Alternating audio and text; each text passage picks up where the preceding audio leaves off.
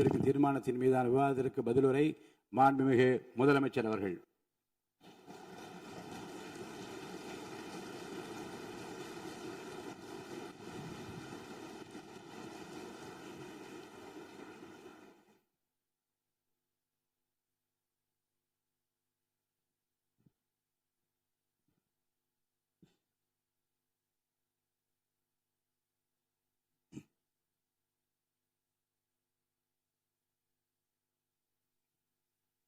மாண்புமிகு பேரவைத் தலைவர் அவர்களே,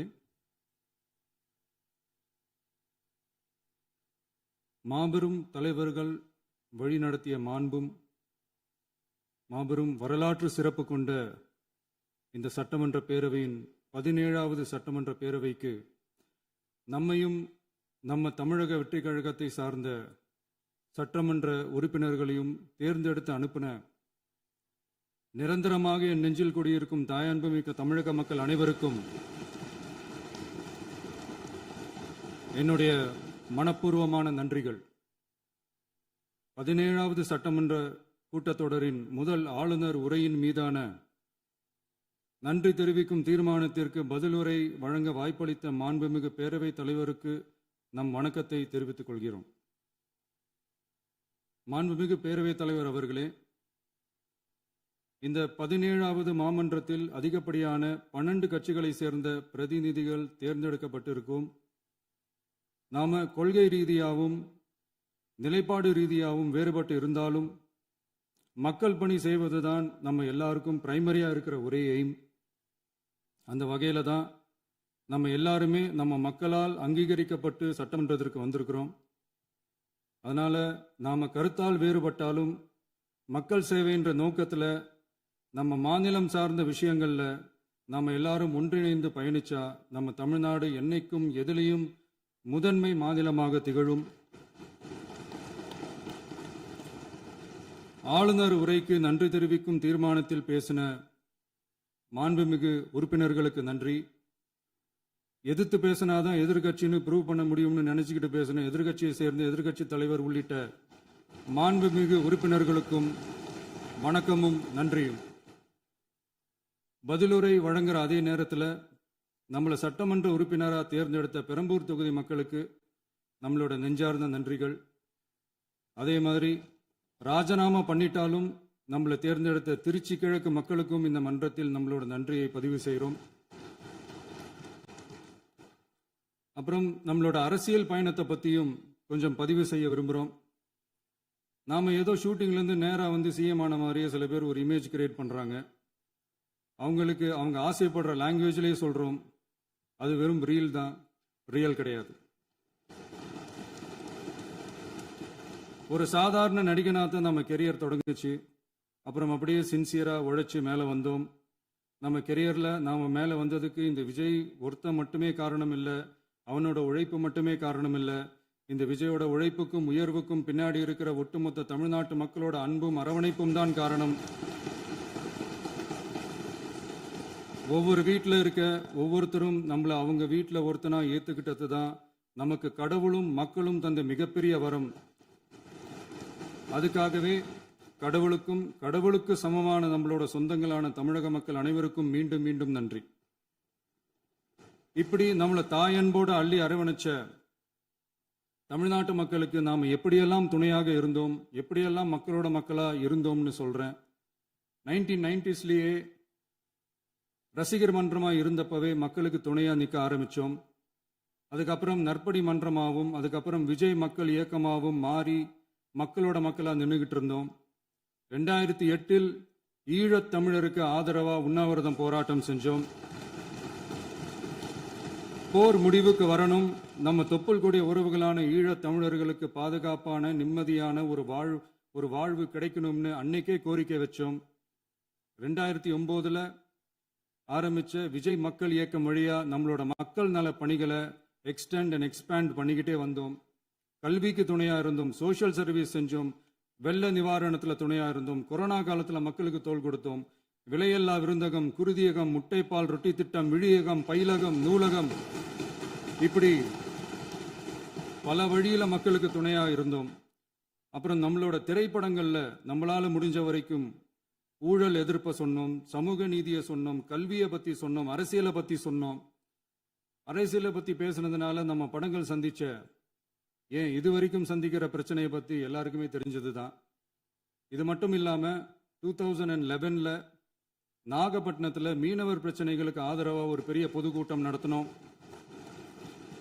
மீனவர்கள் மீதான தாக்குதலை கண்டிச்சு பேசி அதுல நம்மளோட எதிர்ப்பை பதிவு செஞ்சோம். 2017ல ஜல்லிக்கட்டு போராட்டத்துல தமிழர் பண்பாட்டு உரிமைக்கான நம்மளோட ஆதரவை தெரிவிச்சோம். 2018ல ஸ்டெர்லைட் போராட்டம் துப்பாக்கி சூட்ல பாதிக்கப்பட்ட நம்ம சொந்தங்களை நேர்ல சந்திச்சு ஆறுதல் சொன்னோம். 2021ல உள்ளாட்சி தேர்தல்ல விஜய் மக்கள் இயக்க வேட்பாளர்கள் போட்டியிட்டு ஜெயிச்சாங்க. கல்வி விருது விழா நடத்தி சிறந்த மதிப்பெண் பெற்ற மாணவ மாணவிகளுக்கு ஊக்கத்தொகையும் பரிசும் கொடுத்தோம். 2024ல தமிழக வெற்றி கழகத்தை ஆரம்பிச்ச உடனேயே CAA-வை எதிர்த்து அறிக்கை விட்டோம். அரசியல் கட்சி ஆரம்பிச்சு விழுப்புரம் மாவட்டத்தில் விக்கிரவாண்டியில நம்மளோட முதல் மாநில மாநாட்டிய வெற்றி கொள்கை திருவிழாவை நடத்தினோம். தந்தை பெரியார், பெருந்தலைவர் காமராஜர், அண்ணல் அம்பேத்கர், வீரமங்கை வேலுநாச்சியார், மக்கள் சேவகர் அஞ்சலை அம்மாள்னு நம்மளோட 5 கொள்கை தலைவர்கள் அறிவிச்சோம். இந்தியாவிலே 2 பெண் ஆளுமைகளை கொள்கை தலைவர்கள் அறிவிச்ச ஒரே கட்சி நம்ம டிவிக்கு மட்டும்தான் என்ற பெருமையோடு அறிவிச்சோம். பெரியார் சொன்ன மாதிரியே அவர் சொன்னதுல நமக்கு ஏற்புடையதை மட்டும் எடுத்துக்கிட்டோம். அவரோட கடவுள் மறுப்பு கொள்கையில நமக்கு உடன்பாடு இல்லைன்னு ஓப்பனா அறிவிச்சோம். நமக்கு கடவுள் நம்பிக்கை உண்டுன்னு அறிவிச்சோம். யாரோட நம்பிக்கைக்கும் நாம் எதிரானவங்க இல்லைன்னு தெளிவா அறிவிச்சோம். பெண் கல்வி, பெண்கள் முன்னேற்றம், சமூக சீர்திருத்தம், சமூக நீதி, இப்படி பெரியாரோட கருத்துக்களை நிறையவே ஏத்துக்கிட்டோம்னு அறிவிச்சோம். அண்ணல் அம்பேத்கரோட சம வாய்ப்பு, சமநீதி, சமத்துவத்தை ஃபாலோ பண்ணுவோம்னு அறிவிச்சோம். பெருந்தலைவர் காமராஜரோட மதச்சார்பின்மையை ஏத்துக்கிட்டதோட அவரோட நேர்மையான நிர்வாகத்தையே ஒரு கொள்கையா ஏத்துக்கிட்டோம்னு அறிவிச்சோம். வீரமங்கை வேலு நாச்சியாரோட மண் மீட்பையும் சமூக நல்லிணக்கத்தையும் பின்பற்றுவோம்னு அறிவிச்சோம். மக்கள் சேவகர் அஞ்சலை அம்மாளோட விடுதலை வேட்கையையும் மக்களோட வாழ்வாதாரத்துக்காக உறுதியாக நிற்கிறதையும் பின்பற்றுவோம்னு சொன்னோம். எல்லாருக்கும் எல்லாமும் கிடைக்கணும், எம் மதமும் நம் மதம்னு சொல்லி மதச்சார்பற்ற சமூக நீதி தான் நம்ம கொள்கைன்னு அறிவிச்சோம். நம்ம கொள்கை எதிரி யாரு, அரசியல் எதிரி யாருன்னு ஓப்பனா அறிவிச்சோம். எல்லாத்துக்கும் மேல பிறப்புக்கும் எல்லா உயிர்க்கும்ன்றத நம்மளோட அடிப்படை அரசியல் கோட்பாட்டா அறிவிச்சுட்டு தான் அரசியலுக்கே வந்தோம். நம்ம மதுரை மாநாட்டில் நம்மளோட தேர்தல் அரசியல் மற்றும் ஆட்சி அதிகார அரசியல் வழிகாட்டியா அறிஞர் அண்ணாவையும் புரட்சி தலைவர் எம்ஜிஆரையும் ஏத்துக்கிட்டதா அறிவிச்சோம். அப்புறம் இன்னனையும் நாம இங்க பதிவு செஞ்சே ஆகணும். எல்லாரும் கட்சி ஆரம்பிச்சுட்டு தான் ஒவ்வொரு வீட்டுக்குள்ளேயும் போவாங்க. ஆனா நாம ஒவ்வொரு வீட்டுக்குள்ளேயும் போனதுக்கு அப்புறம் தான் கட்சியவே ஆரம்பிச்சிருக்கிறோம். ஒவ்வொரு வீட்டில் ஒவ்வொருத்தரும் நம்மள அவங்க பிள்ளையா, மகனா, அண்ணனா, தம்பியா ஏத்துக்கிட்டதும் இயல்பா நடந்துச்சு. தமிழ்நாட்டு மக்களோட மனசுக்குள்ள போறதுக்கு நாம பட்ட பாடு நமக்கு மட்டும்தான் தெரியும்.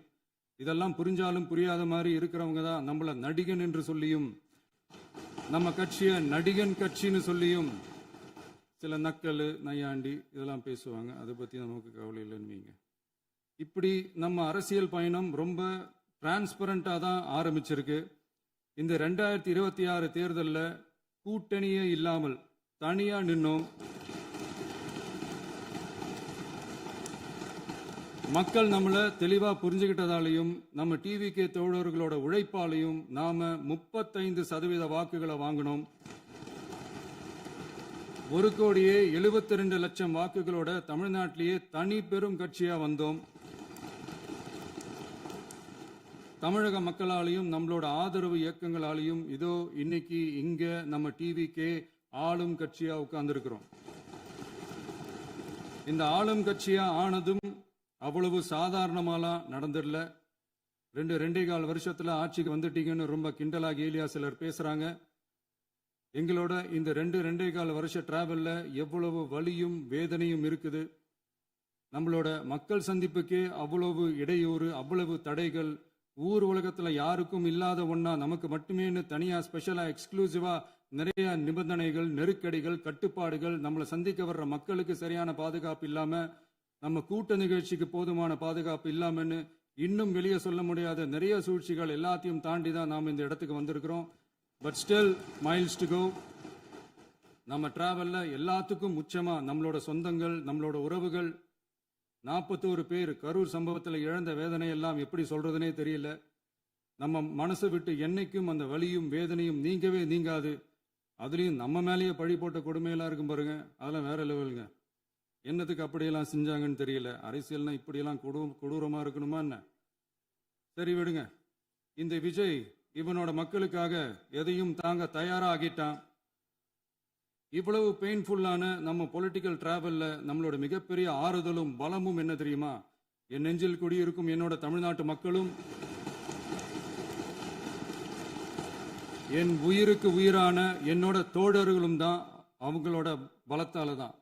அன்னைக்கு 1967 முன்னாள் முதல்வர் மாண்புமிகு அறிஞர் அண்ணா அவர்கள் தலைமையில் அமைஞ்ச சாமானியர்களோட ஆட்சி மாதிரி, 1977 முன்னாள் முதல்வர் மாண்புமிகு புரட்சித் தலைவர் எம்ஜிஆர் அவர்கள் தலைமையில் அமைஞ்ச மிக சாமானியர்களோட ஆட்சி மாதிரி, இதோ இன்னைக்கு அதே வரிசையில 2026 சட்டமன்ற தேர்தலில் இந்த விஜயோட தோழர்கள் இடம்பெற்ற ஒரு மிக மிக சாமானியர்களின் ஆட்சி அமைஞ்சிருக்கு.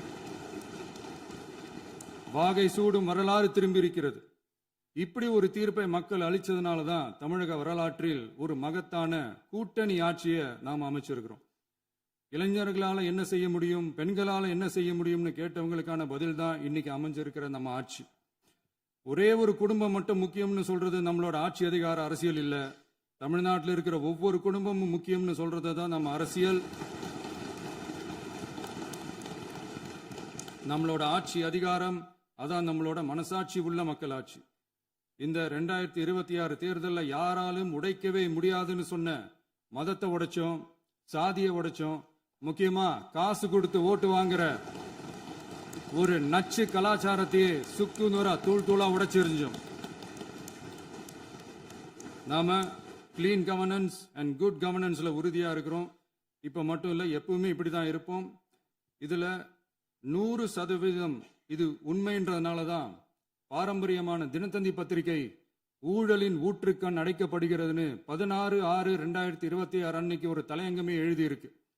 ஒரு தவறு செய்தால், அது தெரிந்து செய்தால் அவன் தேவன் என்றாலும் விடமாட்டேன் என்று எம்ஜிஆர் அன்று பாடினார். அதை இன்று விஜய் செயலில் காட்டுகிறார்னு அந்த எடிட்டோரியல்ல எழுதியிருக்கு.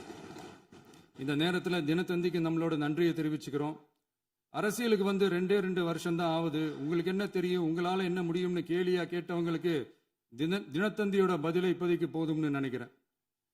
என்னென்னமோ செய்வான்னு சொல்றானே இந்த விஜய், பல வருஷமா இருக்கிற ஒரு பதவி வெறி பிடிச்ச அரசியலை உடைச்சி எப்படி செய்வான்னு நம்ம மக்களை யோசிச்சிருப்பாங்க. இதோ இப்போ நம்ம மக்களுக்கு புரிஞ்சிருக்கும். இப்பவும் சொல்றோம், இது வெறும் ஆரம்பம் தாங்க. இந்த மாபெரும் சபையிலிருந்து கேட்கிற மக்களே, நமக்கு கொஞ்சம் அவகாசம் கொடுங்க. இதுக்கு முன்னாடி, அதாவது 2017 கடைசியில இருந்து 2026 ஏப்ரல் வரைக்கும் இருந்த புண்ணியவான்கள் ஆட்சியில ஒவ்வொரு டிபார்ட்மெண்ட்லயும் போட்ட ஏராளமான ஓட்டைகளை அடைச்சிக்கிட்டே படிப்படியா மக்களுக்கு நல்லதையும் செஞ்சுக்கிட்டே வருவோம்.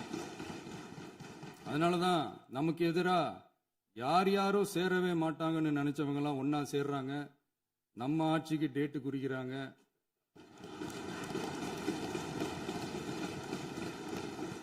சரி, அவங்கள நம்ம மக்களே பார்த்துப்பாங்க, அதை விடுங்க. நாம ஆட்சிக்கு வந்து சரியா 40 நாள் ஆகுது. அதுக்குள்ள என்ன செஞ்சீங்கன்னு கேட்கிறாங்க. ஒரு லிஸ்ட் ஒன்று சொல்றேன் கேளுங்க. பெண்கள் பாதுகாப்புக்காக சிங்கப்பெண் சிறப்பு படை, 200 யூனிட் வரை கட்டணமில்லா மின்சாரம், போதைப் பொருள் ஒழிப்புக்காக தனிப்படை, குறுவை நெல் சாகுபடியை ஊக்குவிப்பதற்காக 134.83 கோடி சிறப்பு தொகுப்பு திட்டம், வழிபாட்டு தலம், ஸ்கூல், பஸ் ஸ்டாண்டுன்னு அதுக்கு பக்கத்தில் இருக்கிற 717 மதுபான கடைகள் மூடப்பட்டன. அங்க வேலையில் இருந்தவர்களுக்கு வேறு கடைகளில் வேலை, கவனிக்கப்படாமல் விடப்பட்ட அம்மா உணவகங்கள் புதுப்பிக்கப்பட்டன. பத்திரப்பதிவு துறையில் பகல் கொள்ளைக்கு ஃபுல் ஸ்டாப் வைக்கப்பட்டுள்ளது. வருகையில்லா ஆவண பதிவு முறை கொண்டு வர உத்தேசிக்கப்பட்ட செயல்பாட்டில் உள்ளது. அரசு மற்றும் தனியார் மருத்துவமனையில் ஸ்கேன் மையங்களில் கருவுறுவதற்கு முன் மற்றும் பின் ஏற்படும் தவறுகளை கண்காணிக்கவும், மருத்துவ நிறுவனம் முறைப்படுத்தும் சட்ட விதிகள் பின்பற்றப்படுகிறதா என கண்காணிக்கவும், மருத்துவ மற்றும் ஊரக பணிகள் இயக்கத்தின் பயன்பாட்டிற்காக 40 புதிய வாகனங்கள் வழங்கப்பட்டுள்ளது. கூட்டுறவு வங்கியின் ஏழை எளிய மக்கள் வாங்கிய கடனுக்கு முதல் முத்தாய்ப்பாக ரூபாய் 2045 கோடி தள்ளுபடி வழங்கி ஆணையிடப்பட்டுள்ளது. ஒன்றிய அரசிடம் கேட்டுக்கொண்டதற்கிணங்க கடந்த 2 வருடமாக நிறுத்தி வைக்கப்பட்ட இருந்த ஜல் ஜீவன் மிஷன் திட்டம் புதுப்பிக்கப்பட்டு ஜல் ஜீவன் மிஷன் திட்டம் 2.0 நடைமுறைக்கு கொண்டு வரப்பட்டுள்ளது. 18,500 கோடி அளவில் உறுதியளிக்கப்பட்ட காஞ்சிபுரம் மாவட்டத்தில் மைய விரிவாக்க திட்டம், கோயம்புத்தூரில் மின்னணு பொருட்கள் மற்றும் மின்னணு அமைப்புகள் உற்பத்தி திட்டம் மற்றும் திருவள்ளூர் மாவட்டத்தில் காட்டுப்பள்ளி LNT கப்பல் கட்டும் தளம் விரிவாக்க திட்டத்திற்கு ஒப்பந்தங்கள் போடப்பட்டுள்ளன. அனைத்து நிர்வாக நடவடிக்கைகளும் மின்னணு முறையில் மாற்றம் கொண்டு வர நடவடிக்கை எடுக்கப்பட்டு வருகிறது. சட்டவிரோத கல்குவாரி மற்றும் அனுமதியின்றி கனிமங்களை எடுத்துச் செல்வது தடுக்கப்பட்டுள்ளது. பல்வேறு குவாரிகள் சீல் வைக்கப்பட்டுள்ளன. கனிமங்களை கண்காணிப்பது, எல்லைகளை நிர்ணயிப்பது மற்றும் ஆளில்லா விமானம் மூலம் அளவீடு செய்வது போன்றவற்றை செயல்படுத்துவதற்கான பணிகள் மேற்கொள்ளப்பட்டு வருகின்றன. அனைத்து துறைகளிலும் அலுவலர் தலையீடு இல்லாமல் லஞ்ச லாவண்யமற்ற தமிழகத்தை உருவாக்க அனைத்து நடவடிக்கைகளும் முடுக்கிவிடப்பட்டுள்ளது. இதெல்லாம் சாம்பிள் தான், இன்னும் இருக்கு. இந்த வெறும் 40 நாளுக்குள்ளேயே இவ்வளவு செஞ்சிருக்கோம்னா இனி வர்ற நாட்கள்ல கொஞ்சம் கொஞ்சமா படிப்படியா ஸ்டெடியா உழைச்சி லஞ்ச லாவண்யம் இல்லாத, ஊழல் இல்லாத, பெண்களுக்கு பாதுகாப்பான, சுதந்திரமான, டிரான்ஸ்பரண்டான தமிழ்நாட்டை நம்ம சொந்தங்களான தமிழக மக்களுக்கு தர்றது தான் நம்மளோட ஒன் அண்ட் ஒன்லி டார்கெட். கண்டிப்பா அதை நிறைவேற்றியே காட்டுவோம். 8 கோடி மக்கள் நம்மளோட இருக்கிறப்போ ஏங்க இதை செய்ய முடியாது? மாண்புமிகு பேரவைத் தலைவர் அவர்களே, தமிழ்நாட்டின் கருவூலம் எப்படி திசை மாறி உருமாறி தேய்ந்து ஓய்ந்து கிடைக்கிறதுன்னு சொன்னாங்க. திசை மாறி உருமாறி தேய்ந்து ஓய்ந்துன்னு வசனம் மாதிரி ரைமிங்கா இல்லாம வளமான இலக்கியமா இதே சபையில பேசினவங்களோட திறமையான ஆட்சியில நடந்த நிதி மேலாண்மையை பத்தி வெள்ளை அறிக்கையா வெளியிட்டோம். வெள்ளை அறிக்கை வந்ததிலிருந்தே கண்ணை கட்டுதுங்க. அந்த காலத்துல தான் பிள்ளையோ பிள்ளை தொல்லையோ தொல்லைன்னு சொன்னாங்க. அதே மாதிரி தாங்க அவங்க ஆட்சியாலையும் அவங்களாலையும் இன்னைக்கு தமிழ்நாட்டுக்கே தொல்லையோ தொல்லை. இப்படி ஒரு நிலைமையை உண்டாக்கி வச்சுட்டு இவங்க சொல்றாங்க நமக்கு ஆட்சி செய்ய தெரியாதுன்னு. நம்ம அமைச்சர்களுக்கும் நம்ம சட்டமன்ற உறுப்பினர்களுக்கும் ஒன்றும் தெரியாதுன்னு. ஆமாங்க, எங்களுக்கு தெரியாதுதான். எங்க சட்டமன்ற உறுப்பினர்களுக்கும் அமைச்சர்களுக்கும் மக்கள் பணி செய்ய தெரிஞ்ச அளவுக்கு மக்கள் பணத்தை சுருட்ட தெரியாதுதான்.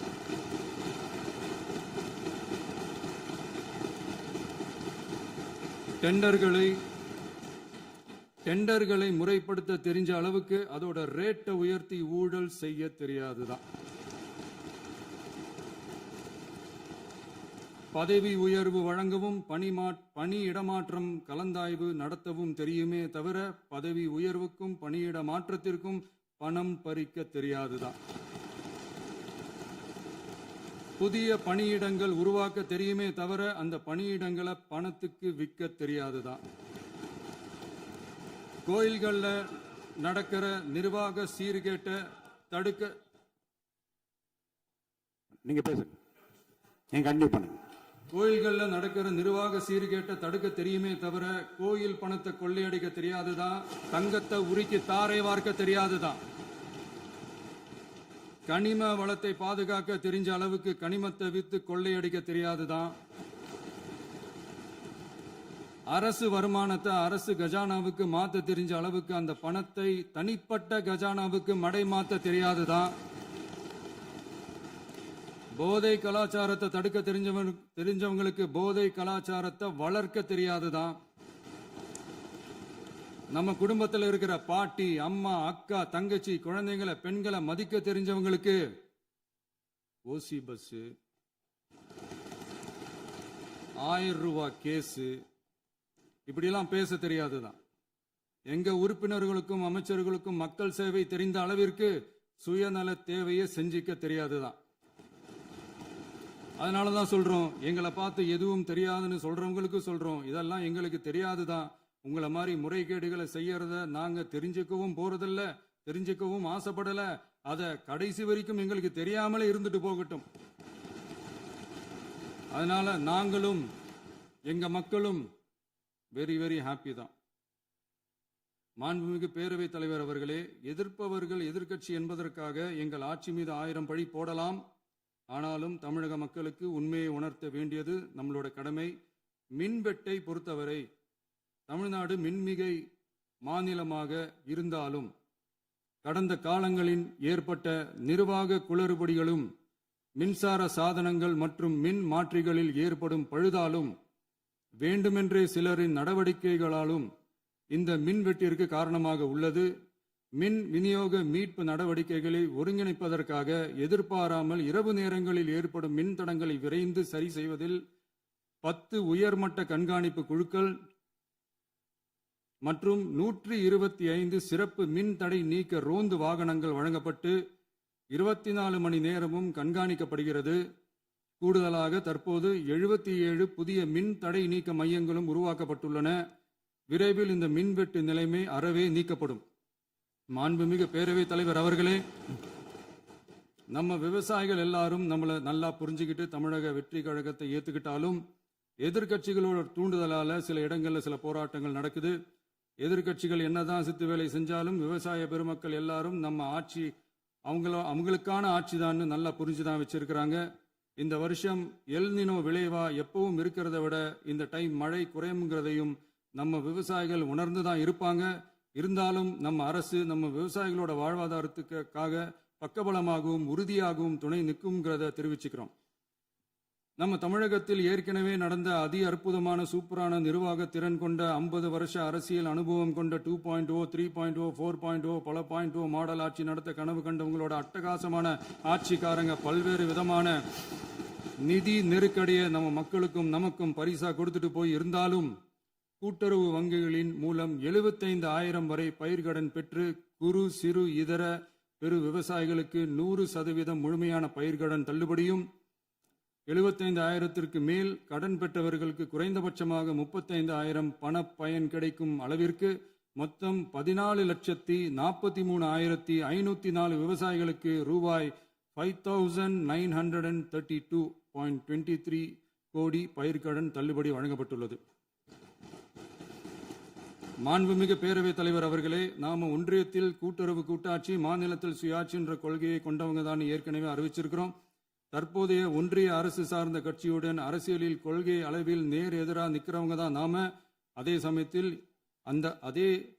அதே சமயத்தில் எதுக்கெடுத்தாலும் கண்ணை மூடிக்கிட்டு ஒன்றிய அரசோட மோதல் போக்கை விரும்புறவங்க நாம இல்ல. நமக்கு எப்பவுமே தமிழகத்தின் வளர்ச்சி மட்டும்தான் முக்கியம். அதுக்காக நம்மளோட அரசியல் ரீதியான கொள்கைகளையோ மாநில உரிமைகளையோ கொஞ்சம் கூட விட்டு கொடுக்கவே மாட்டோம். அதுல ரொம்ப தெளிவாகவும் உறுதியாகவும் இருக்கிறோம்.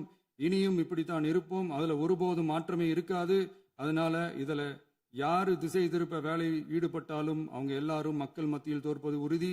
எனவே நம்ம மக்களுக்கோ சிறுபான்மை சகோதரர்களுக்கோ நம்ம ஆதரவு இயக்கங்களுக்கோ எந்தவித சந்தேகமும் வேண்டாம். நாம் யாரோட டீமும் இல்ல. நாம எப்பவுமே பியூரான பீப்புள்ஸ் டீம். இன்னும் சொல்ல போனா நாம secular team, social justice team. மாண்புமிகு பேரவைத் தலைவர் அவர்களே, அரசு விழாக்கள், கல்வி நிறுவனங்கள் மற்றும் பல அதிகாரப்பூர்வ நிகழ்ச்சிகளோட தொடக்கத்தில் நம்ம தமிழ்தாய் வாழ்த்த பாடுறது தான் வழக்கமாக இருக்கு. தமிழ்தாய் வாழ்த்த பொறுத்த வரைக்கும் நம் அரசு இதுல நம்மளோட உறுதியான நிலைப்பாட்டை ஒன்றிய அரசுக்கு மிக தெளிவா தெரிவிச்சிருக்கு. அது இல்லாம இதில் மாநில அரசின் கொள்கைக்கு ஏற்ப ஒன்றிய அரசின் அறிவிக்கையில் திருத்தம் மேற்கொள்ள கோரிக்கையும் விடுக்கப்பட்டுள்ளது. நீட் தேர்வை பொறுத்தவரை கிராமப்புற மற்றும் பொருளாதார ரீதியாக பின்தங்கிய மாணவர்களுக்கு சமமான வாய்ப்பை வழங்குவதில்லை. மருத்துவ கல்வியில் சமூக நீதி மற்றும் சம வாய்ப்பை நீட் பாதிக்கிறது என்பதை உணர்கிறோம். எனவே மருத்துவ படிப்புகளுக்கான சேர்க்கையை 12ஆம் வகுப்பு மதிப்பெண்களின் அடிப்படையில் நடத்த வேண்டும் என்று நமது அரசு வலியுறுத்தி வருகிறது. மத்திய அரசிடம் நீட்டிலிருந்து தமிழ்நாட்டிற்கு விலக்கு வழங்க வேண்டும் என்று கோரிக்கை விடுத்துள்ளது. மாண்புமிகு பேரவைத் தலைவர் அவர்களே, பேரறிஞர் அண்ணா அவர்கள் தலைமையிலான அரசு 1968இல் இருமொழி கொள்கையை நடைமுறைப்படுத்தியது. தமிழ் ஆட்சி மொழி, தமிழ் மொழியை பாதுகாப்பது, மாணவர்களுக்கு ஆங்கிலத்தின் மூலம் உலக அளவிலான வாய்ப்புகளை வழங்குவது, எந்த ஒரு மொழியையும் கட்டாயமாக திணிப்பதை தவிர்ப்பது மற்றும் எதிர்ப்பது, நிலத்தின் மொழி மற்றும் பண்பாட்டு அடையாளத்தை பேணுவது என்பதை நம் தமிழக வெற்றிக் கழக ஆட்சி ஏற்றுக்கொண்டுள்ளது. எனவே தமிழ்நாட்டில் தமிழ் ஆட்சி மொழி மற்றும் இருமொழி கொள்கை என்பதில் நமக்கு மாற்று கருத்தே இல்லை. மாண்புமிகு பேரவைத் தலைவர் அவர்களே, கடந்த 11/6/2026 அன்று நடந்த நிதி ஆயோக் கூட்டத்தில் தமிழ்நாடு அரசின் சார்பாக கலந்து கொண்டு வறுமையற்ற தமிழ்நாடு இயக்கம் உருவாக்க தேவையான நிதியையும் தமிழ்நாட்டுக்கு 2 எய்ம்ஸ் மருத்துவமனைகளை தருமாறும், மருத்துவம் மற்றும் பல் மருத்துவ படிப்பிற்கு 12ஆம் வகுப்பு மதிப்பெண் அடிப்படையில் இடங்களை நிரப்புதல் குறித்தும், செயற்கை நுண்ணறிவு தொடக்க நிறுவன வளர்ப்பு மையங்கள் தமிழ்நாட்டில் அமைக்கவும், இளைஞர் திறன் மற்றும் வேலைவாய்ப்பு இயக்கம் செயல்படுத்த வேண்டியும், பெண்கள் தலைமையிலான வளர்ச்சி குறித்தும், மீனவ சமுதாயங்களின் வாழ்வாதாரம் மற்றும் மீன்பிடி படகுகள் மற்றும் மீனவர்களை விடுவித்தல் குறித்து நிரந்தர நடவடிக்கை எடுக்க வேண்டியும், காலநிலை தாங்கும் தன்மை பெருந்திட்டம் 2045 கீழ் விண்வெளி உற்பத்தி மையத்தை தேசிய விண்வெளி உற்பத்தி மையமாக அறிவிக்க கோரியும், தமிழ்நாட்டில் சாலை போக்குவரத்து, நெடுஞ்சாலை மற்றும் ரயில்வே அமைச்சகத்தின் மேம்பாட்டு குறித்தும், அனைத்து கிராமங்களையும் டிஜிட்டல் இணைப்பு வசதி ஏற்படுத்துதல் குறித்தும், கூட்டு குடிநீர் திட்டம் தொடரவும், அரசின் விழாக்களில் தமிழ்தாய் வாழ்த்துக்கான முதலிடத்திற்கான கோரிக்கையும், மேகதாது அணை கட்டுமான நிறுத்தத்தை உறுதிப்படுத்தவும், மாநிலத்தின் மீது மும்மொழி கொள்கையை வற்புறுத்தாமல் புதிய கல்விக் கொள்கையை திணிக்காமல் தமிழகத்திற்கான கல்வித் தொகை ரூபாய் 3284 கோடியை விடுவிக்க கோரியும், ஆண்டுதோறும் 5 லட்சம் இளைஞர்களுக்கு உதவித் தொகையுடன் கூடிய பணியினை தொழில்நுட்ப பயிற்சி வழங்க ஒத்துழைப்பு வழங்குமாறும், ஒகேனக்கல் 3ஆம் கட்ட கூட்டு குடிநீர் திட்டத்திற்கான நிதி ரூபாய் 2283.40 விடுவிக்கவும், வேலை வாய்ப்பு மற்றும் வாழ்வாதாரத்துக்கான உத்தரவாத திட்டத்தின் கீழ் வேலை வாய்ப்புகளை உருவாக்க உடனடி நடவடிக்கை மேற்கொள்ள வேண்டியும் மற்றும் திருக்குறளை தேசிய இலக்கியமாக அறிவிக்குமாறும் தமிழ்நாடு சார்பில் பேசியுள்ளோம் என்பதை தெரிவித்துக் கொள்கிறோம். மாண்புமிகு பேரவைத் தலைவர் அவர்களே, அண்டை மாநிலங்களுடனான நட்புறவு ஒரு மாநிலத்தின் வளர்ச்சிக்கும் நாட்டின் ஒற்றுமைக்கும் மிகவும் அவசியமானது. தமிழ்நாடு தனது அண்டை மாநிலங்களுடன் நதி நீர் பங்கீடு, பொருளாதாரம், கல்வி, கலாச்சாரம் மற்றும் போக்குவரத்து துறைகளில் நல்லுறவை பேணி வருகிறது. பரஸ்பர மரியாதை, ஒத்துழைப்பு மற்றும் கூட்டாட்சி தத்துவத்தின் அடிப்படையில் அண்டை மாநிலங்களுடனான நட்புறவை வலுப்படுத்தவும் நமது ஆட்சியில் காக்கப்படுகிறது. மாண்புமிகு பேரவைத் தலைவர் அவர்களே, சட்டம் ஒழுங்கை பற்றி பேச்சு வந்தது. சட்டம் ஒழுங்கு சரியா இருக்கணும் அப்படின்றதுல எங்களுக்கு மாற்று கருத்தே கிடையாது. கண்டிப்பாக லா அண்ட் ஆர்டர் கரெக்டாக இருக்கணும், கரெக்டாக இருக்கும், இருக்க வைப்போம். அதே மாதிரி பெண்கள் பாதிக்கப்படுறதையும் இங்கே யாராலையும் சகிச்சிக்கவே முடியாது. அதுக்கான கடுமையான நடவடிக்கைகள் நம்ம அரசு எடுத்துக்கிட்டு இருக்கிறோம். இந்த சிங்கப்பெண் சிறப்பு அதிரடி படை கூட அதுக்கான ஒரு ஃபர்ஸ்ட் ஸ்டெப் தான். அதே மாதிரி இந்த போதைப் பொருள் நடமாட்டம், அதை கண்ட்ரோல் பண்ணுறதுக்கும் நம்ம அரசு கடுமையான நடவடிக்கைகள் எடுத்துக்கிட்டு இருக்கிறோம். அதையும் கண்டினியூ பண்ணி எடுப்போம். மாண்புமிகு பேரவைத் தலைவர் அவர்களே, இப்போ நான் சொன்ன இந்த பிரச்சனைகள்லாம் 2026 போன மாதம் மே மாதம் 10ஆம் தேதி புதுசாக வந்துடல. இதெல்லாம் பல வருஷமாக இருக்கிற பிரச்சனைகள் தான், பல வருஷமாக கண்டுக்காமல் விட்ட பிரச்சனைகள் தான். இன்னைக்கு எதிர்கட்சிக்காரங்க அதை பற்றி கேட்கும் போது எனக்கு அது அக்கறையாக தெரியல, அவதூறு அரசியலாக தான் தெரியுது, பழி போடுற அரசியலாக தான் தெரியுது. இப்படி அவதூறு பழி போடுறவங்கள பார்த்து ஒன்னே ஒன்று தான் கேட்கணும்னு தோணுது. கடந்த 9-10 மாசமா நம்ம ஸ்டேட்ல சட்டம் ஒழுங்கு டிஜிபியே இல்லை. சட்டம் ஒழுங்கு டிஜிபியை போடுங்கன்னு சொல்லி எல்லாம் ஓஞ்சி போயிட்டோம். போன ஆட்சியில் நடந்ததுக்கெல்லாம் இப்பதான் விடையே கண்டுபிடிக்கிறோம் நம்ம ஆட்சியில்.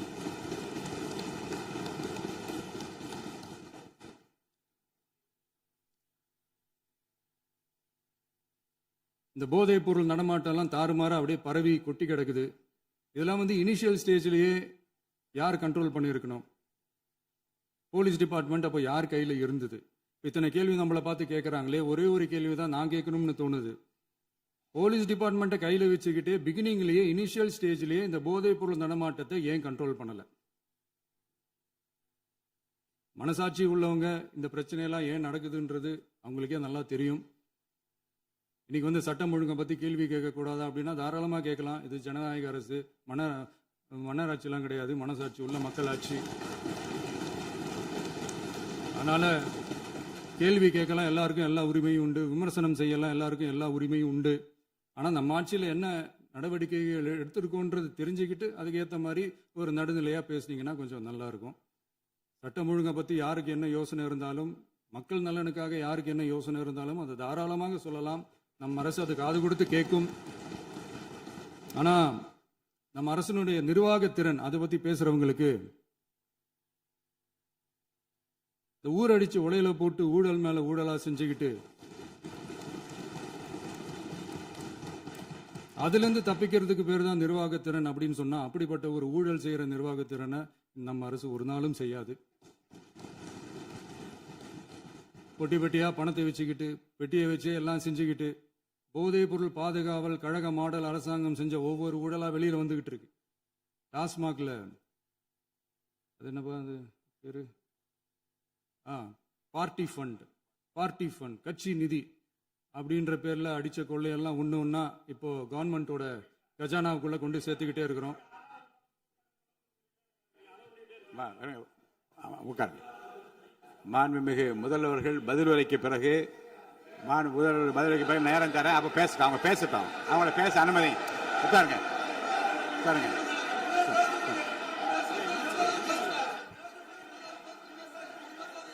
மாண்புமிகு அலோவ் பண்றேன் உட்காருங்க.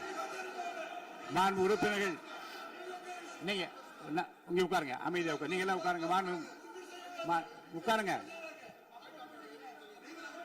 உட்காருங்க. மாண்புமிகு நீங்க எல்லாரும் உட்காருங்க. அமைதியா உட்காருங்க. இருங்க, உட்காருங்க. அப்புறம் நீங்க என்ன உட்காருங்க. நான் கொடுப்பேன், உட்காருங்க. நான் பாயிண்ட் ஆஃப் ஆர்டர் கொடுங்க, நான் கொடுக்குறேன். உட்காருங்க.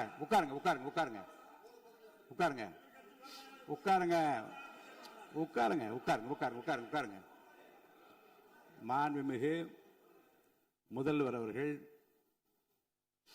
கோர்வையாக நிதானமாக சொல்லிக்கொண்டே இருக்கிறார். நீங்க குறிப்பெடுத்து வைத்துக் கொள்ளுங்கள். பேசி முடித்தவுடன் நான் உங்களுக்கு அவகாசம் தருகிறேன். நீங்க ஒண்ணு சொல்லுங்க, என்ன என்பது நீங்க சொல்லுங்க. உங்க சொல்லுகிற வாய்ப்பை நான் உங்களுக்கு தருகிறேன். இப்போது மாண்புமிகு முதலமைச்சர் உங்கள் உரையை தொடரலாம்.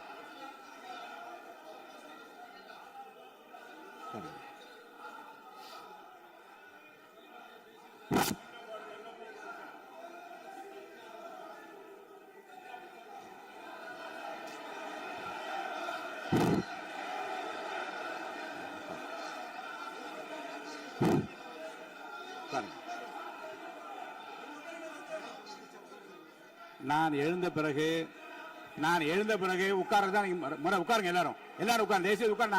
நான் அலோவ் பண்றேன். உட்காருங்க, அமைதியா உட்காருங்க. நான் அலோவ் பண்றேன். அமைதியா உட்காருங்க. அங்க இருந்து குரல் கொடுக்காதீங்க. உட்காருங்க.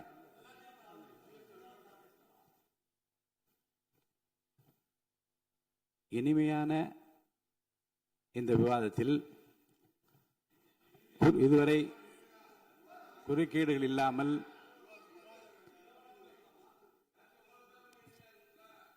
கொஞ்சம் அமைதியா இருங்க. மாண்புமிகு முதல்வர் அவர்கள் பேசி முடித்தவுடன் பாயிண்ட் ஆஃப் ஆர்டர் கேட்டிருக்கேன், நான் அனுமதிக்கிறேன். எதிர்கட்சி தலைவருக்கு மட்டும் நான் அனுமதி தருகிறேன். அவர் எழுந்து பேசலாம். முதலமைச்சர் நீங்க கண்டினியூ பண்ணி முடிக்கலாம். நீங்க எல்லாரும் எழுந்துச்சீங்கன்னா சரி வராது. உட்காருங்க. நான் சொல்லியிருக்கேன். உட்காருங்க.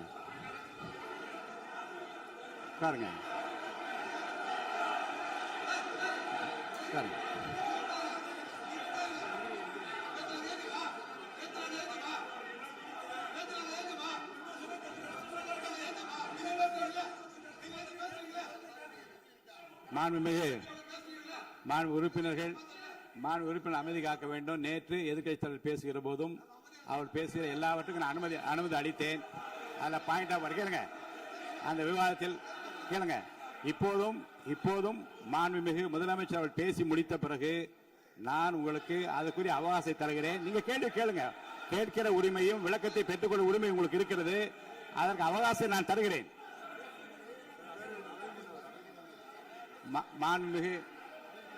மாண்புமிகு உறுப்பினர் அமருங்க.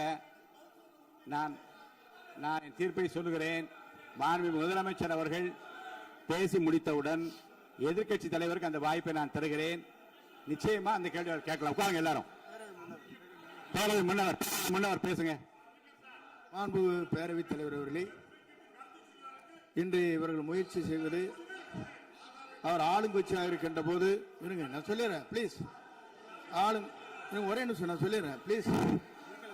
ஆளும் கட்சியாக இருக்கின்ற போது நீங்கள் சொன்ன ஒரே வார்த்தை, நாங்கள் பேசி முடித்ததற்கு பிறகு குறிப்பிடுத்துவிட்டு நீங்கள் எந்த கேள்வி வேண்டுமானாலும் கேட்கலாம் என்று ஒரு முறையை நீங்கள் பின்பற்றினீர்கள் அதே முறையை இப்போது பின்பற்ற வேண்டும் என்று கேட்டுக்கொள்கிறேன். மாண்புமிகு பள்ளிக்கல்வித்துறை அமைச்சர், மாண்புமிகு பள்ளிக்கல்வித்துறை அமைச்சர். மாண்புமிகு பேரவைத் தலைவர் அவர்களே, நேற்றைய தினம் கூட எதிர்க்கட்சி தலைவர் சொன்னதை முழுமையாக கேட்டு இறுதியில் ஒரு வாய்ப்பு தந்தீங்க. அதுவும் இல்லாம இந்த நேரத்தில் நேரலையில் நீங்களும் பாக்குறீங்க. அங்கிருந்து ஒருமையில் விழித்து இந்த பக்கம் இருக்க உறுப்பினர்களை பார்த்து அப்படின்னு ஒருமையில் விழிப்பதை உங்கள் மூலமாக கண்டிக்கிறேன். அந்த வார்த்தையை அவை குறிப்பிலிருந்து நீக்கணும். கண்ணியம் காத்து முதல்வர் முழுமையாக பேசுவதை காத்து கண்ணியம் காத்து இந்த சபைக்கு ஒரு மரபு இருக்கிறது. அதை மூத்த உறுப்பினர்கள் பின்பற்றபடி உங்கள் மூலமாக கேட்டுக்கொள்கிறேன். மாண்புமிகு முதலமைச்சர் அவர்கள் உரையை தொடரலாம். நான் தரேன். நான் உறுதியாக மாண்புமிகு முதலமைச்சர் அவர்கள் பேசி முடித்தவுடன் எதிர்க்கட்சி தலைவருக்கு அந்த வாய்ப்பு தரப்படும் என்பதை உறுதியாக சொல்லிவிட்டேன். இடையிலே குறுக்கீடு செய்யாமல் அந்த பேச்சு முழுமையாக பேசி முடிக்க நீங்கள் அனுமதி வழங்க வேண்டும் என்று கேட்டுக்கொள்கிறேன். அமைதியா உட்காருங்க. அவங்க பேசி முடிக்கட்டும், நீங்க கேளுங்க. நான் என்ன சொல்றேன், கேட்கிற உரிமையும் விளக்கத்தை கேட்டு பெற உரிமையும் உங்களுக்கு இருக்கிறது. ஆனா இடையிலே குறுக்கீடு செய்யாமல் அதை முடிக்கும்படி நான் கேட்டுக்கொள்கிறேன். மாண்புமிகு முதலமைச்சர் அவர்கள் தொடர்ந்து நீங்க பேசலாம்.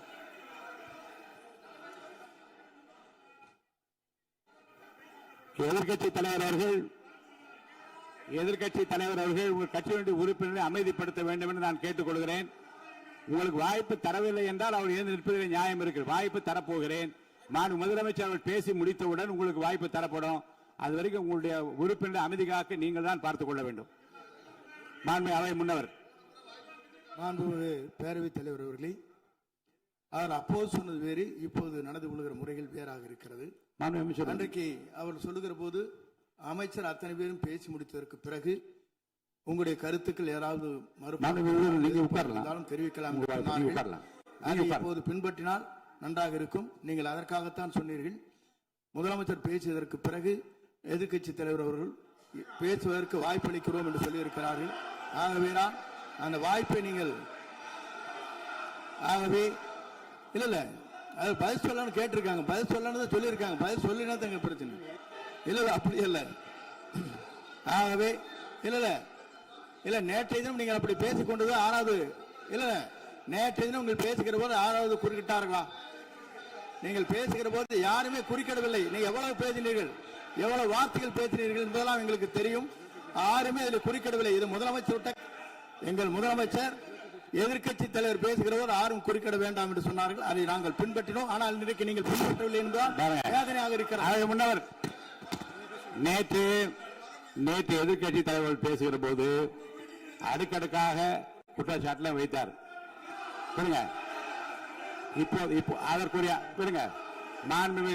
மாண்புமிகு பொதுப்பணித்துறை அமைச்சர்கள் காலையில் அலுவலகத்தை சந்தித்து அவர்கள் சாட்டிய குற்றச்சாட்டுகளுக்கெல்லாம் ஆதாரங்களை எல்லாம் நான் கொண்டு வந்திருக்கிறேன் என்று சொன்னேன். நான் நேற்று அந்த விஷயம் நேற்றோடு முடிந்து விட்டது. ஆதாரங்களை கொடுங்கள். தக்க நேரத்தில் இதை பற்றி சொல்ல வேண்டிய நேர்ந்தால் நான் இதெல்லாம் ஆய்வு செய்து உரிய நேரத்தில் அவை குறிப்பிட்டு ஏற்றுவதற்கு முன்பாக அவரிடம் காட்டி அதற்கு பிறகு அதை பற்றி முடிவெடுக்கும் என்று நான் சொன்னேன். இப்போதும் சொல்லுகிறேன், மாண்புமிகு முதலமைச்சர் அவர்கள் பேசிக் கொண்டிருக்கிறார். பேசி முடிக்கட்டும். எதிர்க்கட்சி தலைவருக்கு உறுதியாக நான் வாய்ப்பு தருவேன். அவர் கேள்விகளை முன்வைக்கலாம், விளக்கங்களை பெறலாம். இப்போதைக்கு பேரவைத் தலைவர் என்ற முறையில் என்னுடைய முடிவு இதுதான். அவையில் இருக்கக்கூடிய உறுப்பினர்கள் அமரும்படி நான் கேட்டுக்கொள்கிறேன். நான் முதலமைச்சர் அவர்கள் பேச வேண்டிய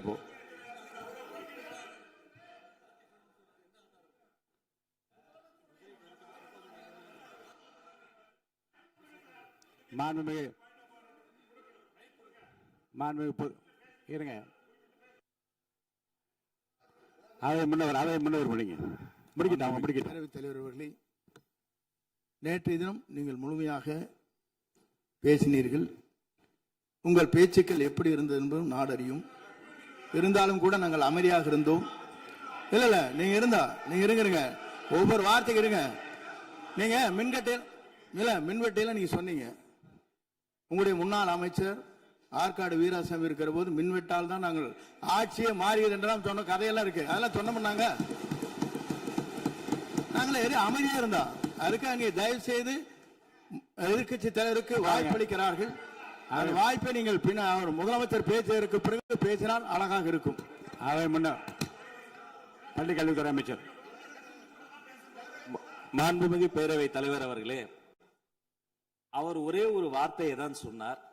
பார்ட்டி ஃபண்ட் என்ற வார்த்தையை கேட்டு எதிர்க்கட்சி நண்பர்கள் கோபப்படுகிறார்கள். ஆனால் அதன் மீது உங்களுக்கு பாயிண்ட் ஆஃப் ஆர்டர் தருவதாகவும் நீங்கள் வந்து சட்டப்பேரவை தலைவர் சொல்கிறீர்கள்.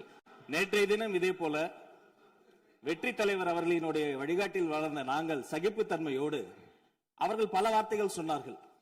புதிதாக சோஃபா மாடல் என்றார்கள், குதிரை பேரம் என்றார்கள், எத்தனையோ வார்த்தைகள் சொன்ன போது சகிப்புத்தன்மையோடு அதை கேட்டு பொறுமையாக இருந்தோம். இவர்கள் குதிரை பேரம் எல்லாம் அவைக்குள் நீக்கப்பட்டு விட்டது. சரி, சோஃபா மாடல் என்று சொன்னார்கள். ஆதாரம் கேட்டு இப்படி எழுந்து நாங்கள் கொந்தளிக்காமல் ஒரு சட்டமன்றத்தில் ஒரு உறுப்பினர் எப்படி நடந்து கொள்ள வேண்டும் என்பதற்கு எடுத்துக்காட்டாக தமிழக வெற்றி கழகத்தின் உறுப்பினர்கள் நடந்து கொண்டார்கள்.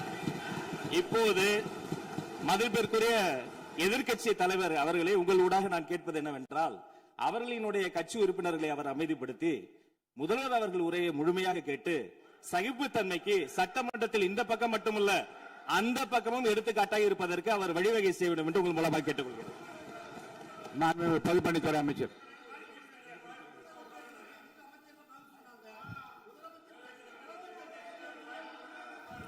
மாண்புமிகு பேரவைத் தலைவர் அவர்களே, திராவிட முன்னேற்ற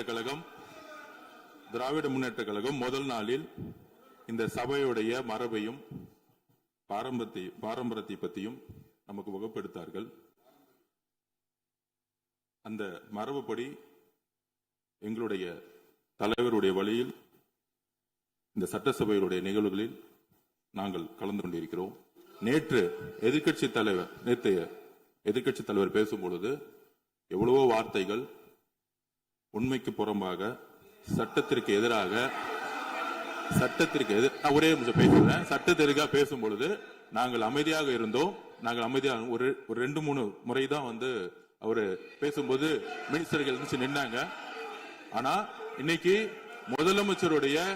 மாண்புமிகு முதலமைச்சருடைய முதல் உரை, கடந்த 4 நாட்களாக திராவிட முன்னேற்ற கழகம் முதலமைச்சர் ஏன் பேசலன்னு சொல்லிட்டே இருந்தாங்க.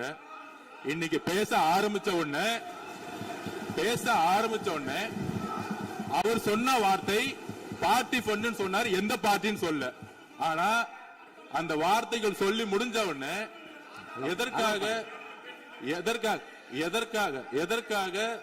எதற்காக முதலமைச்சருடைய பேச்சை இவங்க வந்து குறுக்கிறாங்கன்னு தெரியல. நீங்கள் சொன்னது மாதிரி முதலமைச்சர் பேச வேண்டும். பேசிய பின்பு கருத்துகளுக்கு பதிலளிக்க அவர்கள் பதிலளிக்கும், நாங்களும் பதிலளிக்க தயாராக இருக்கிறது பதிவு பண்றோம். மாண்புமிகு முதலமைச்சர் அவர்கள்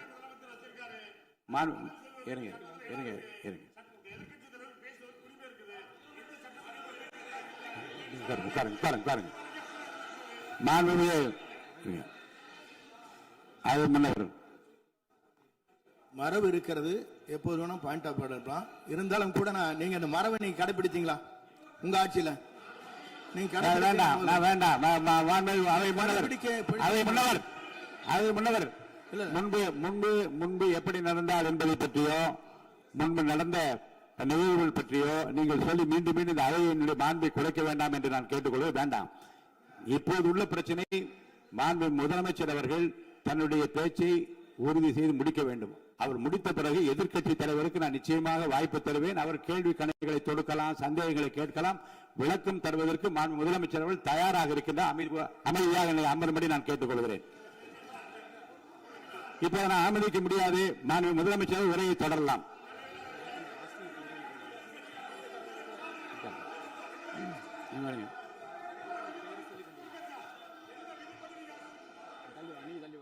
மாண்புமிகு உறுப்பினர் ஆஸ்டின் உங்க இடத்துல போய் உட்காருங்க. மாண்புமிகு உறுப்பினர் ஆஸ்டின், நீங்க ஒரு மூத்த உறுப்பினர், சபை விதிகளை நன்கு தெரிந்த ஒரு உறுப்பினர், நீங்க போய் இடத்துல உட்காருங்க. முதல்ல மாண்புமிகு முதலமைச்சர் அவர்கள் உரையை தொடரலாம். இப்போது எந்த விதமான பாயிண்ட் ஆஃப் ஆர்டர்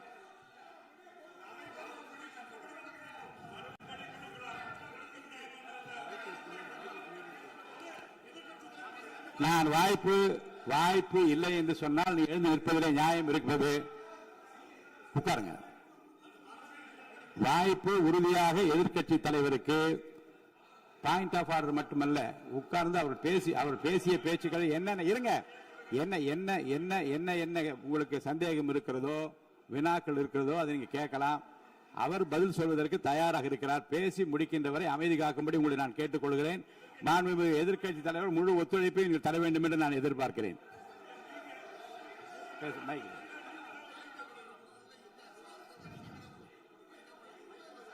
மைக் கொடுங்க. மாண்புமிகு எதிர்க்கட்சி தலைவர். பேரவைத் தலைவர் அவர்களே, நீங்க உட்காருங்க. நேற்று நான் பேசும்போது சில அமைச்சர்கள் குறுக்கிட்டு பேசினாங்க, அதற்கு நீங்க அனுமதி கொடுத்தீங்க. அதே மாதிரி இன்னைக்கு முதலமைச்சர் பேசும்போது சில வார்த்தைகள், தவறான வார்த்தைகள் பேசுறாரு. அவர் பார்ட்டி ஃபண்ட் அப்படின்னு சொல்லியிருக்கிறாரு. அவர் அமைச்சர் அந்த பார்ட்டி ஃபண்ட் எந்த பார்ட்டின்னு கூட சொல்ல தைரியம் இருந்தா சொல்லுங்க, நாங்க அதெல்லாம் ஃபேஸ் பண்ண தயாரா இருக்கோம். எதையும் ஆதாரத்தோடு எதையும் பேசுங்க.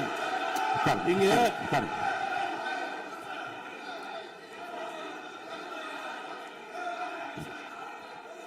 அது மாதிரி பேரவைத் தலைவர் அவர்களே, நேற்று நான் பேசி முடிஞ்சோடனே நீங்க அவை முடிஞ்சிருச்சுன்னு சொல்லிட்டீங்க. நாங்கெல்லாம் வீட்டுக்கு போயிட்டோம். வீட்டுக்கு போய் டிவி போட்டு பார்த்தா அங்க இன்னொரு அமைச்சர் இன்னும் பதில் சொல்லிட்டே இருந்திருக்கிறாரு. அதற்கெல்லாம் நாங்க இப்ப என்ன பதில் இது, என்ன மரபு இது? நீங்க இப்ப பேசிக்கிட்டே இருப்பீங்களா? நாங்க அதை பார்த்துக்கிட்டே இருக்கணுமா? அதே மாதிரி இன்னைக்கு முதலமைச்சர் அவர்கள் பேசும்போது நாங்களும் அமைதியா கேட்டுட்டு தான் இருந்தோம். ஆனா சில கருத்துக்கள் அவர் பேசும்போது அதை நாங்க அனுமதிக்க முடியாது. ஆதாரத்தோடு ஏதாவது பேசணும்னா, குற்றச்சாட்டுகள் சொல்லும் போது ஆதாரத்தோடு சொன்னீங்கன்னா அதை நாங்க ப்ரூவ் பண்றதுக்கு தயாராக இருக்கு. மாண்புமிகு உறுப்பினர் அவர்கள் இருங்க. நேற்று மாண்புமிகு எதிர்க்கட்சி தலைவர்கள் பேசியதும் மாண்புமிகு பொதுப்பணித்துறைகள் பேசியதும் ஆதாரம் இல்லாமல் பேசக்கூடாது என்று நான் சொன்னேன். ஆய்வு செய்து நீக்கப்பட வேண்டியது நீக்கும் என்று சொன்னேன். இப்போது மாண்புமிகு முதல்வர் அவர்கள் பேசி முடிக்கட்டும். நீங்கள் கூறிய கருத்துப்படி அதில் ஆதாரங்கள் இல்லாத குறிப்பாக இருந்தால் அதை நீக்குவதற்குரிய உரிமை எனக்கு இருக்கிறது. ஆய்வு செய்து நான் நடவடிக்கை எடுப்பேன். இப்போது மாண்புமிகு முதலமைச்சர் அவர்கள் பேசலாம். இந்த டாஸ்மாக் மாதிரியே பல டிபார்ட்மெண்ட்லயும், மறுபடியும் சொல்றேன், கட்சி நிதின்ற பேர்ல அடிச்ச கொள்ளைய ஒன்னா கவர்மெண்டோட கஜானாக்குள்ளேயே கொண்டு சேர்த்துக்கிட்டே இருக்கிறாங்க. இப்பவும் சொல்றேன், மக்கள் பணத்துல இருந்து ஒரு பைசா கூட தொடமாட்டோம், தொடவும் விடமாட்டோம், தொட்டா விடமாட்டோம், இதுக்கு முன்னாடி தொட்டவங்களையும் விடமாட்டோம்.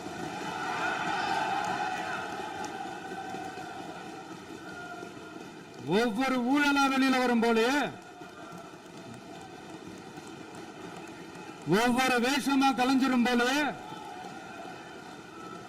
இங்க இருக்கிற நிறைய பேரு நடுங்கி போய் இதுல நம்ம மேல அவதூறு வேற. இப்ப புதுசா ஒரு வெப்பன் ஒண்ணு கொண்டு வந்திருக்காங்க. அது என்ன தெரியுமா?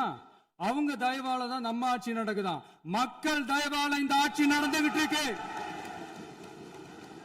மனசாட்சி உள்ள சக்திகளோட ஆதரவால இந்த ஆட்சி நடந்துகிட்டு இருக்கு. நாங்க தான் அனுப்பி வச்சோம் அப்படின்றாங்களே. அனுப்பி வச்சவங்களுக்கு மினிஸ்ட்ரியில இடம் கொடுத்தா ஏன் கதறீங்க? ஏன் இவ்வளவு கோபம்? ஏன் இவ்வளவு கதறல்ஸ்? இதுல இன்னொரு முக்கியமான விஷயம், மார்க்சிஸ்ட் கம்யூனிஸ்ட் கட்சி நமக்கு ஆதரவு கொடுத்தது சுயேட்சையா எடுத்த முடிவுன்னு சொல்றாங்க. அதே மாதிரி இந்திய கம்யூனிஸ்ட் கட்சி நமக்கு ஆதரவு கொடுத்தது சுயேட்சையா எடுத்த முடிவுன்னு சொல்றாங்க. இதுல எங்க இருந்து நாங்க தான் அனுப்பி வச்சோம்னா புரியலையே. மக்களுக்கு நல்லா புரியும். எல்லாத்தையும் தெளிவா பார்த்துக்கிட்டு இருக்கிறாங்க.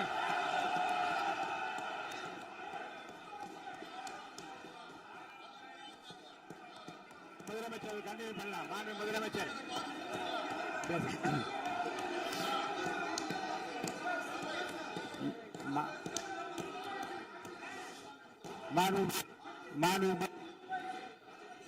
முதலமைச்சர் கண்டினியூ பண்ணலாம். நீங்க கண்டினியூ பண்ணலாம்.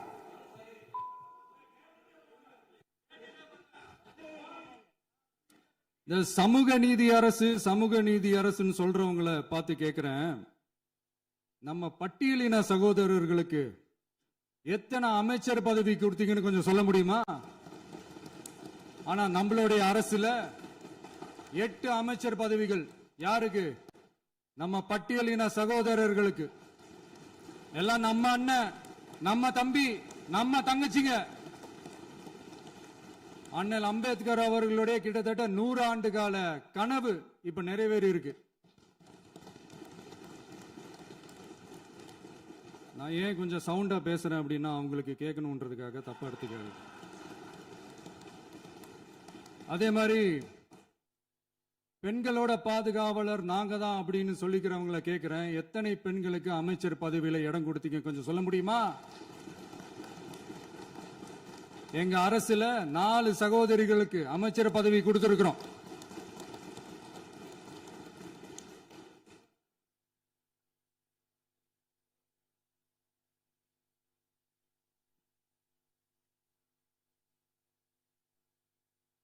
அதனால மக்களால் நிராகரிக்கப்பட்டு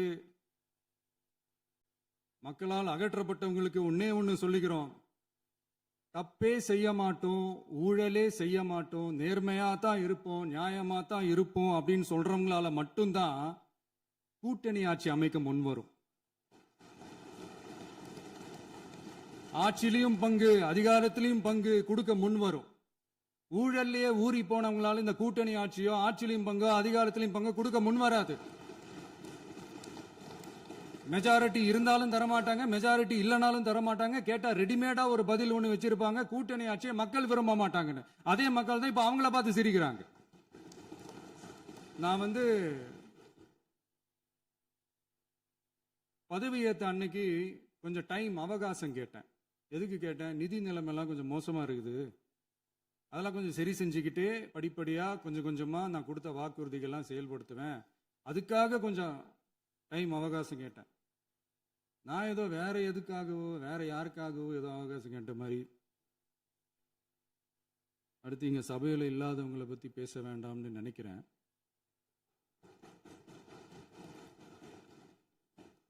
இங்க நம்மளை பத்தி அவதூறு பரப்புறதோட மட்டும் இல்லாம இப்ப நம்ம மக்கள் மேலேயும் அவதூறு பரப்ப ஆரம்பிச்சிட்டாங்க. மக்கள் நமக்கு ஓட்டு போட்டது தப்பான், குடும்பம் குடும்பமா நமக்கு ஆதரிச்சது தப்பான். இது இப்ப இல்ல, நான் சொல்றது எம்ஜிஆர் அவர்கள் காலத்திலிருந்தே. அப்பவே அவர் ஜெயிச்சப்போ அதே மக்களை தப்பு தப்பா பேசுறது. மக்கள் என்ன பண்ணிட்டாங்க, எம்ஜிஆர் என்ன பண்ணிட்டாரு, எம்ஜிஆர் என்ன இது பண்ணிட்டாரு. 50 வருஷமா ஒரே டெக்னிக்கா.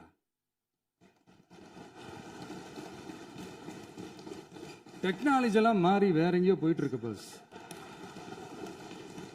இதுல கொஞ்சம் டெக்னிக்காச்சும் கொஞ்சம் மாத்தினா கொஞ்சம் நல்லா இருக்கும்.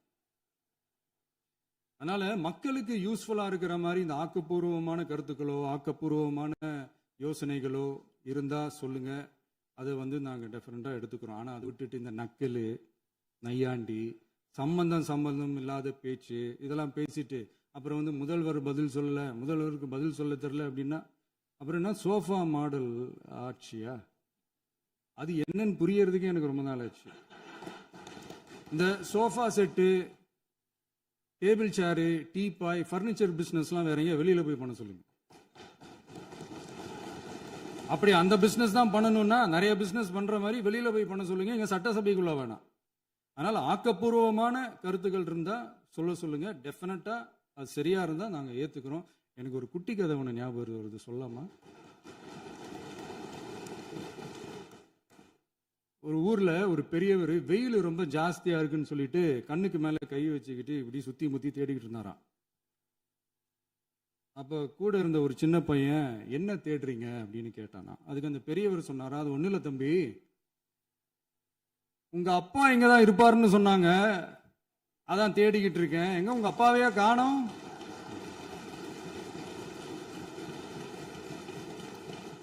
இல்ல அந்த எங்களுக்கும் நக்கலா நையாண்டியா சம்பந்தம் இல்லாத குட்டி கதை இதெல்லாம் எங்களுக்கும் பேச தெரியும். அந்த கதையில பெரியவர் அப்படி சொன்னாராம், தப்பா எடுத்துக்காதீங்க. அந்த கதையில பெரியவர் அப்படி கேட்டாராம். அதனால யாரும் இங்க டென்ஷன் ஆக வேணாம். அதனால இன்னொரு இந்த என்னுடைய உரையை முடிக்கிறதுக்கு முன்னாடி போயிட்டாங்க, பேசலாமா? நிறைய உங்க கருத்துக்களை நீங்க முழுமையாக மன நிறைவோடு பேசலாம். டிவியில பார்ப்போம். சரி, அதான் 5 நிமிஷம் பேசுனதுக்கே கொளத்தூரி இந்த ஆட்டம் ஆடிச்சு. பேசுனா அப்புறம் என்ன பண்றது? கடைசியா நான் இந்த உரையை முடிக்கிறதுக்கு முன்னாடி ஒரு முக்கியமான ஒரு விஷயம் பத்தி சொல்லணும். ஆளுநர் உரை அன்னைக்கு இந்த தமிழ் தாய் வாழ்த்துக்கு அப்புறம் தேசிய கீதம் பாடினது தப்பு, தேசிய கீதம் 2 முறை பாடினது தப்பு, அப்படி ஒரு நிகழ்வு இதுக்கு முன்னாடி இந்த சட்டசபையில நடந்ததே கிடையாது, அந்த மரபே மாத்திட்டீங்க, இப்படி ஒரு பெரிய ஒரு போர் மாதிரி எதிர்கட்சியை சார்ந்தவங்கலாம் சொன்னாங்க இல்லையா. அந்த மாநில உரிமை போராளிகளை, அந்த மரபு காக்கிற உரிமை போராளிகளை ஒரே ஒரு கேள்விதான் கேட்கணும். 2021 ஆகஸ்ட் 2 ஞாபகம் இருக்கா? Centenary celebration of Tamil Nadu legislature. அந்த ஃபங்க்ஷன்ல நம்ம முன்னாள் முதலமைச்சர் கருணாநிதி அவர்களோட கலைஞர் அவர்களுடைய கலைஞர் அவர்களுடைய புகைப்படத்தை மாண்புமிகு குடியரசுத் தலைவர் திறந்து வைக்கிற ஒரு ஃபங்க்ஷன். அந்த ஃபங்க்ஷன்ல national anthem followed by Tamil Thai Vazhthu அப்படின்னு அறிவிச்சது ஞாபகம் இருக்கா? அதாவது தேசிய கீதத்துக்கு அப்புறமா 2வது முறையா, நோட் திஸ் பாயிண்ட் மாண்புமிகு பேரவைத் தலைவர் அவர்களே, ப்ளீஸ் நோட் திஸ் பாயிண்ட்.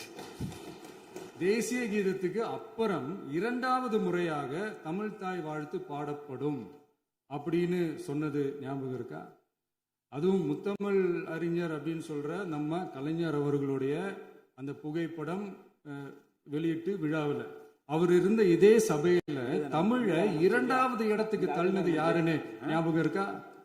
அது மட்டும் இல்ல, அந்த தேசிய கீதத்தை நாட்டுப்பண் நேஷனல் ஆந்தம்னு சொல்லி அதே ஃபங்க்ஷன்ல கடைசியா ஃபங்க்ஷன் முடியும் போது செகண்ட் டைம் தேசிய கீதம் பாடினதும் ஞாபகம் இருக்கா? இதே அவையில் தான், அது அவை குறிப்பிலும் இருக்கிறது, இதே அவையில் தான் நடைபெற்றது.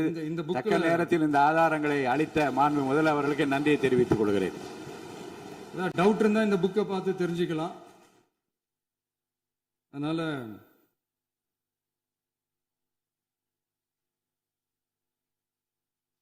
இதெல்லாம் கேட்டா என்ன சொல்லுவாங்கன்னா, அது ஜனாதிபதி கலந்துகிட்ட ஃபங்க்ஷன், அதெல்லாம் அப்படிதான், அதெல்லாம் கண்டுக்க கூடாது அப்படின்னு சொல்லுவாங்க.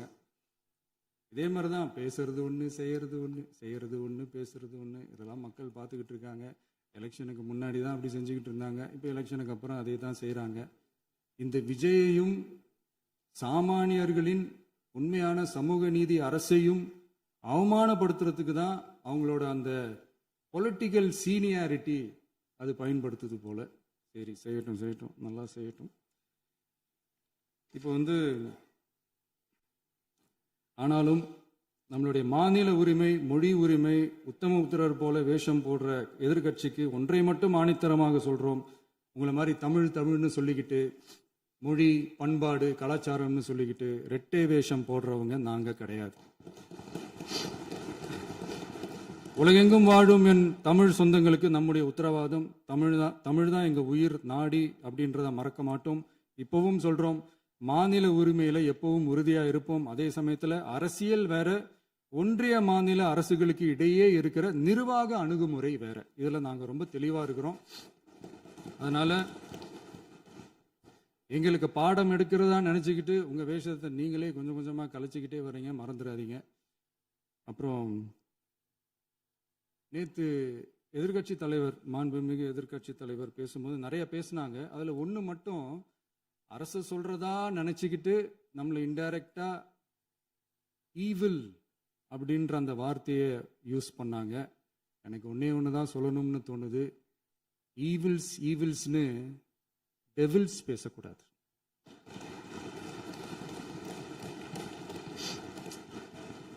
அவங்க இருந்திருந்தா ஒரு ஆக்ஷன் பண்ணணும்னு எனக்கு தோணுச்சு. எல்லாரும் போயிட்டாங்க.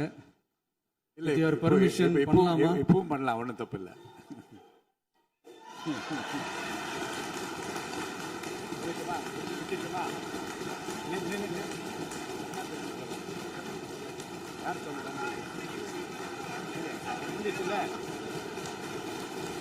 எழுந்து சொல்லணும், உட்காந்து சொல்லட்டுமா?